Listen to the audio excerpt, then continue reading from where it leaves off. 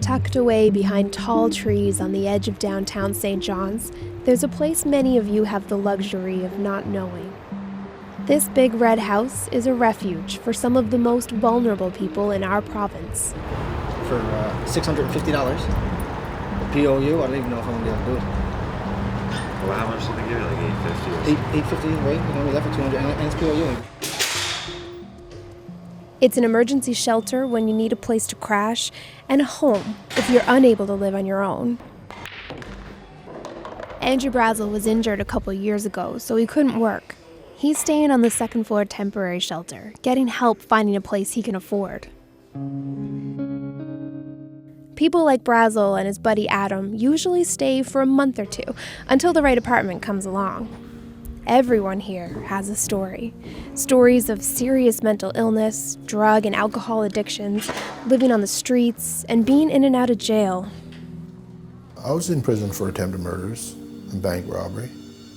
I have lived in apartments that should not have been rented to me because a human being didn't deserve to be put in such a place. Stories of recovering from addiction, only to end up right back where they started. I was hooked on Oxycontin for pain medication for 10 years. I relapsed and went downtown, got on Paul drugs, and lost it in the head pretty much. So. Their stories are tough. There's a lot of ways to end up homeless, a lot of heavy things that can happen in life. Some so heavy they don't want to talk about it, just want to be. Because here, they can. They're safe.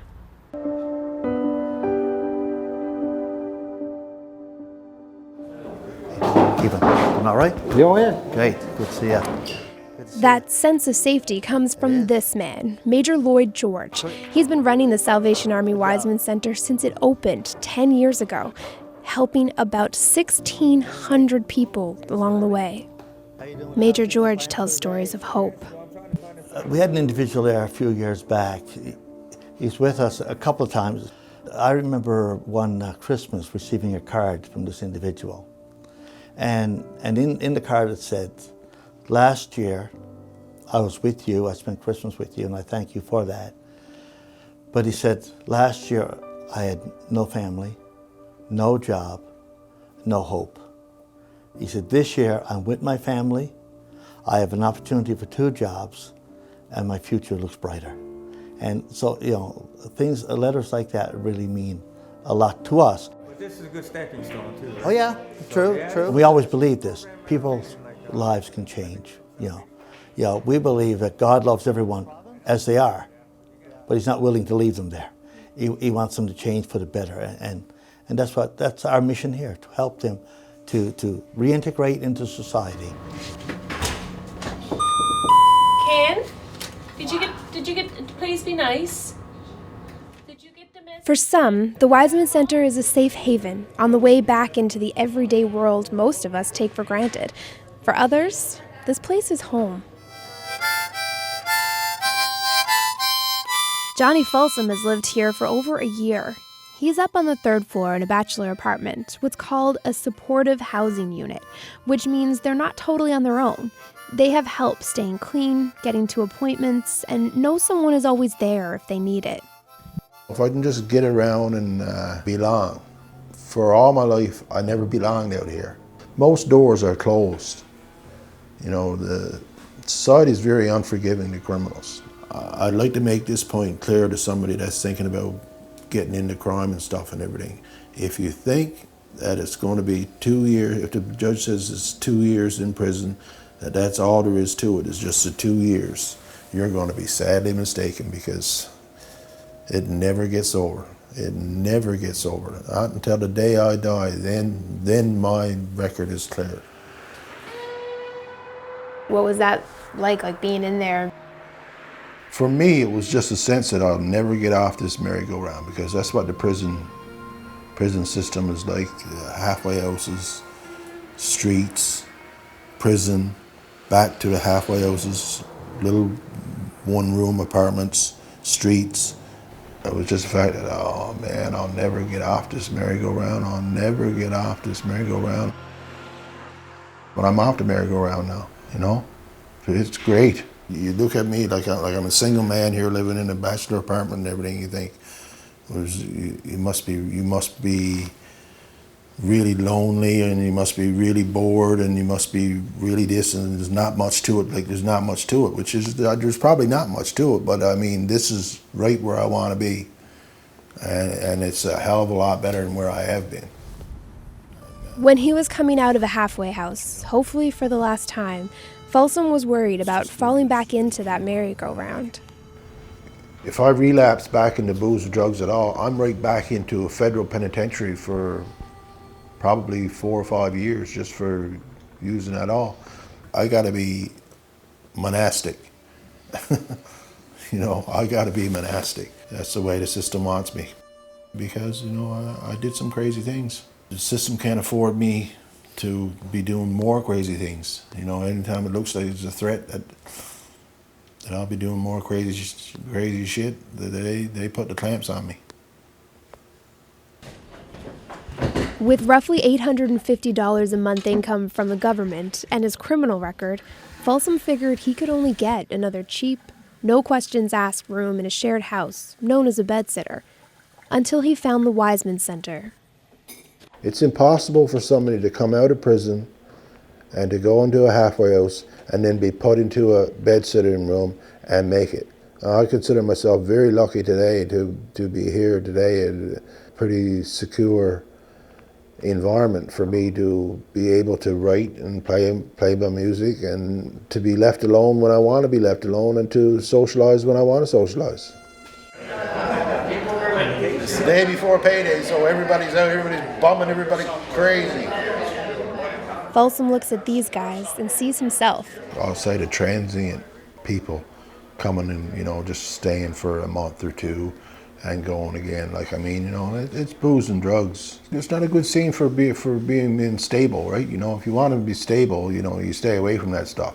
You know, it'll take a lot of people down, and it took me down.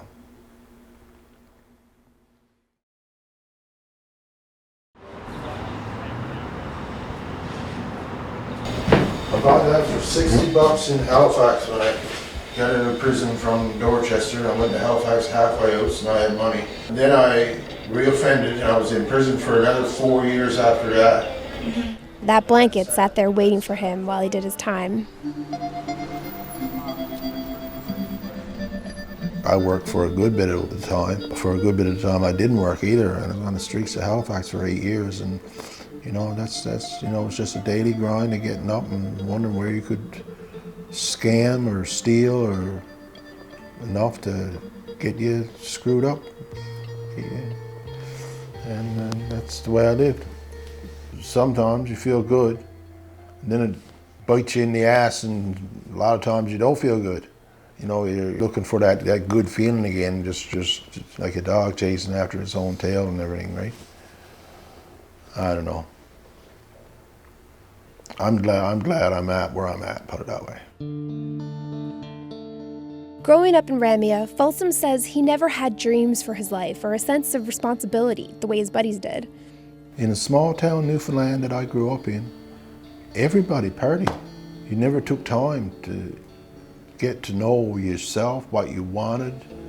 It was just all after supper, out the door, meet up with a few buddies, smoke a joint, have a few beers, have a laugh. And it starts out that way, like having a laugh and with my buddies and stuff like that. As far as dreaming, I don't know, I just never did. I never had anything that I wanted to be. He's 53 now, and he still doesn't really know why he did the things he did or why his life went one way while his buddies went another. I've been told I've been manic depressive. So if they tell me I am, I guess I am. I've been taking pills for it now for just about 20 years. A spatial resonance. Now Folsum turns to other things to feel good, like writing, playing music, swimming. He started writing poetry in jail. When I write a song or when I write a poem now, it's a holier kind of high. You know, it's more God-induced. This poem's called Strip Bar. Watch out for strangers with long eyelashes. Make friends with bushy eyebrows. They'll tell you seafaring stories and fart innocently once in a while. And when you're all out of aces or you're shit out of luck, they'll mix your Fruit Loops with beer and talk about bow-legged women, hoping you'll find one to save his Fruit Loops and beer for himself. If he offers to trim his eyebrows and wear shirts open to the chest, revealing sparsely grey chest hairs, turn him down, because then you can't trust him. Better then to befriend a stranger who will trim his eyelashes and put Rogaine on his eyebrows and get cornflakes with non-alcoholic beer. Folsum is very open about the bleak times in his life, but there were good times too. Don't get me wrong, I've also had years where I paid off a trailer and 5 vehicles, and I had a woman, and I did really well. You know, I did really well, but it all went to hell because of the booze and drugs. No, I don't look at my life and my time in prison as a big loss. That's not the big loss. The loss is I lost my trailer, I lost my woman, I lost my life. I did life. It cost me my life. And you know, that's what crime got me, right? If you could go back to 12-year-old Johnny and Ramia, is there anything you would say? Probably what I would say would be that you're going to miss out on so much. You think you're going to miss out if you don't do what you're doing now, but you're going to miss out on so much, which is what I did, right? All the simple things about this, you know, living a simple life with a woman and a job and stuff like that. Like, that's the things that are real.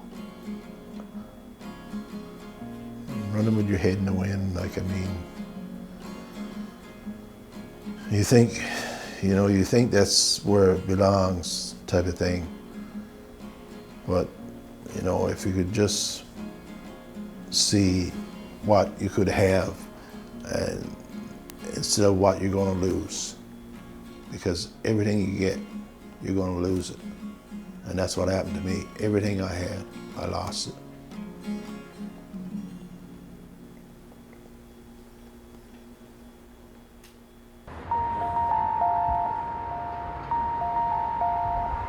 I think your bus pass is That's all right. If I need it, I can get it after supper. Jody White is from Salmon Cove. He's on the temporary floor, hoping the staff's help finding housing and the Narcotics Anonymous meetings upstairs will straighten him out. What you need when you're an addict or you're down like that, you need support, right? And that's hard to get. But here is now. Do you have family? Oh yeah, I got 2 brothers and a mother and a father, yeah, and 2 daughters. But they don't like my lifestyle because I was a drug addict, eh? So you can't blame them, right? They're still taxing me and stuff, like, you know, we're still a family, but sometimes you don't like the choices you make. That's it. That's all you can do with that. They seem like they've known each other for ages, but they just know what it's like to go through some tough stuff. I know Shane and there's Shane Bruce and Joy. How'd you know them? From jail. I was only in there 90 days. 2 years ago. Caught weed. Well, jail's not for me. So, you learn your lesson, right? Hope some people do, anyway.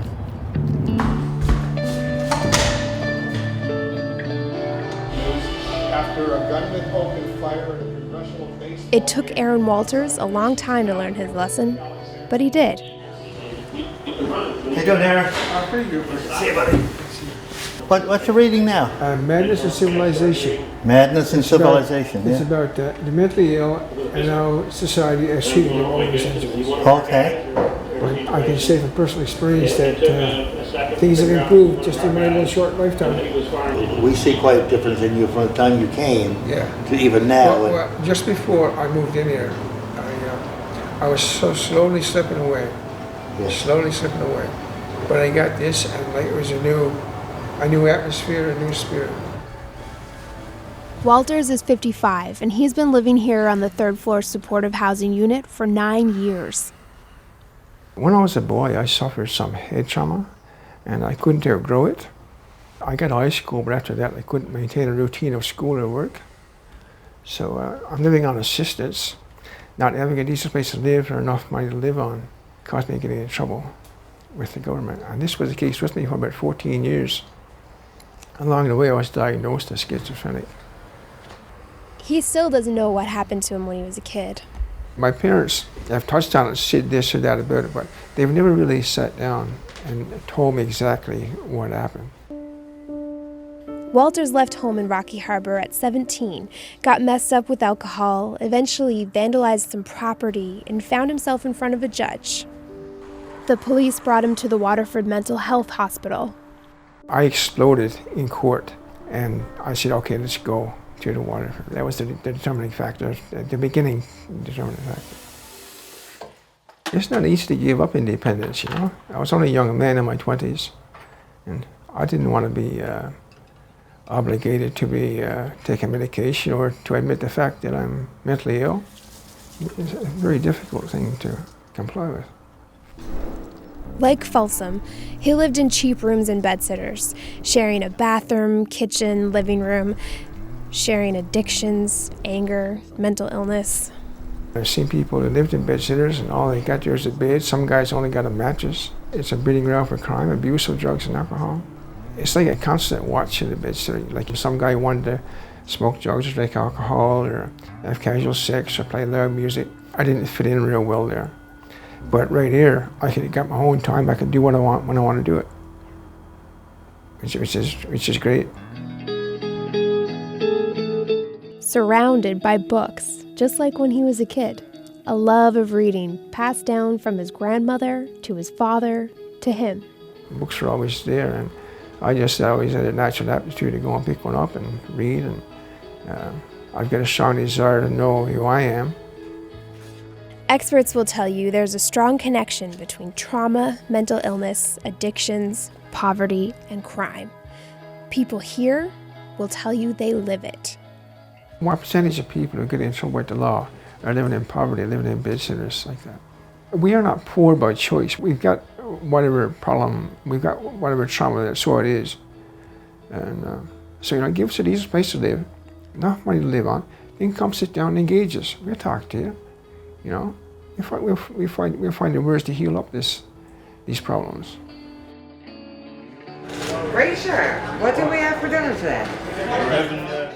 Run by the Salvation Army with funding from the provincial government and private donations, Major Lloyd George says the Wiseman Centre follows a simple philosophy. It's unfortunate that we live in a society that people carry labels. Some are labeled alcoholics, drug addicts, prostitutes. From our perspective, they're persons first. And if you treat someone as a person first, they respond quite differently. I've said to our residents when we're speaking with them, society places people on different rungs of the societal ladder. But I believe God doesn't have a ladder. We're all on the same rung in the sight of God. If we look at people that way, we see them in a different light and we treat them as human beings, not as a label to carry. He's seen things change here over the last decade. In the early days, we had people who were working, who had some issues in families or issues with some mild addictions, and they needed a place to stay while they're working through those issues in their lives. But that has changed over the course of time because the Waterford was sending more people out into the community. It wasn't really working in some instances in the community, so they found a way here. It's a different type of homelessness that would beset them if they weren't able to be here. And too many of these people now, sadly, end up in HMP. They end up on the street. Because when we deinstitutionalized, we didn't provide all the necessary supports. Art Callahan is the dedicated support worker for Walters, Folsum, and the other people living here in the third floor supportive housing spots, taking them to see their psychiatrists, helping them get groceries, deal with problems, that kind of thing. It's not a high degree of support, but it's a very important degree of support. It's like a family. We have all types of families, but I think we have our Wiseman Centre third floor family as well, right? Here, everyone finds something they couldn't: respect. Janelle, can you tell to call the women's wing, please, Janelle? You'll always be called by name here. It's how staff show that you matter. This is what it is, you know? Yeah. Could be worse. We'll be next week when you get down the street. Homelessness is bad, period, right? But it's good to have a place like this. I've been all over Canada, and this is the best place ever. It really is. Ontario is really bad. Like, if you go to the shelter, you're put in a gymnasium with about 300 people, and you could wake up with knives in your back, your stuff gone. It's horrific. And they keep you in the daytime too, right? They don't keep you around or nothing. Like here, they keep you around. It's really relaxed. The staff are excellent. Craig Strickland is from Lemeling.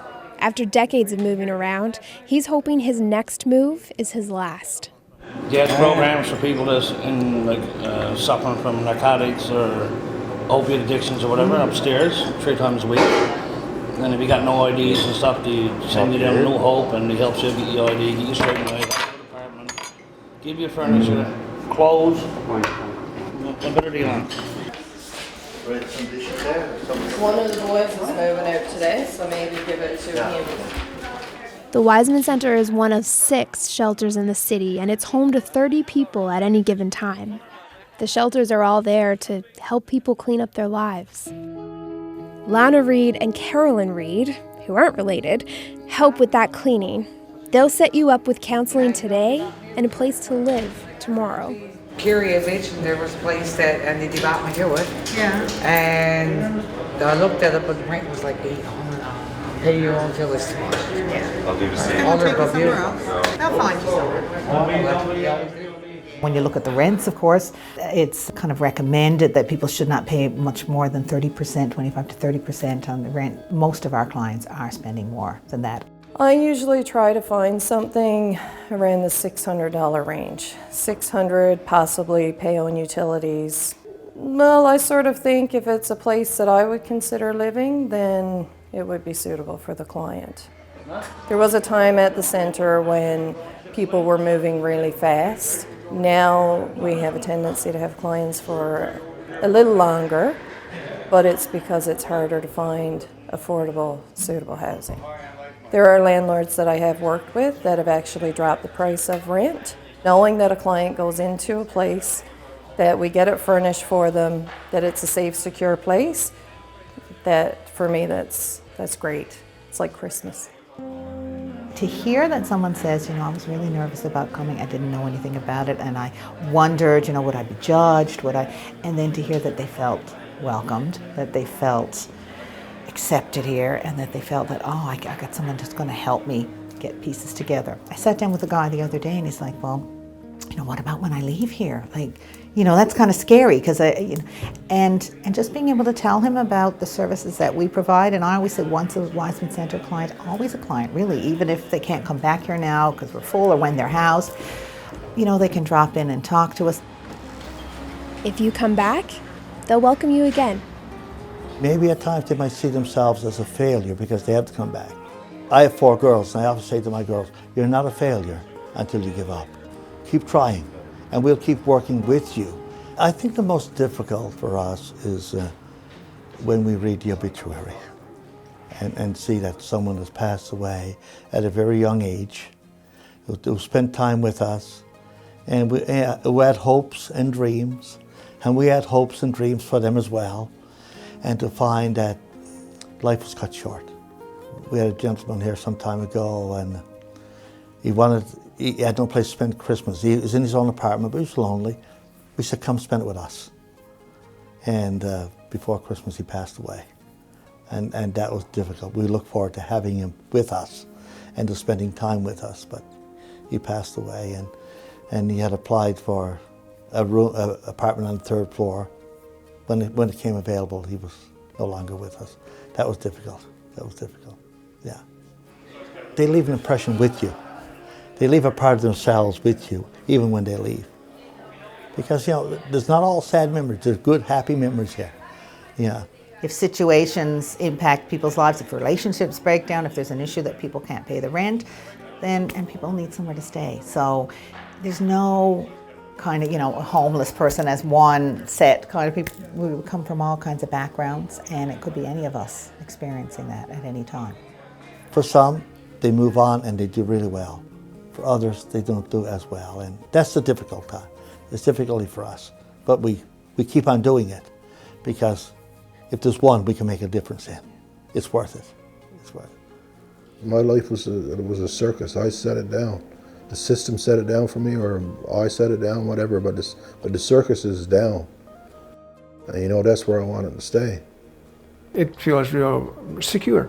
I feel secure. I call it home. I call this home.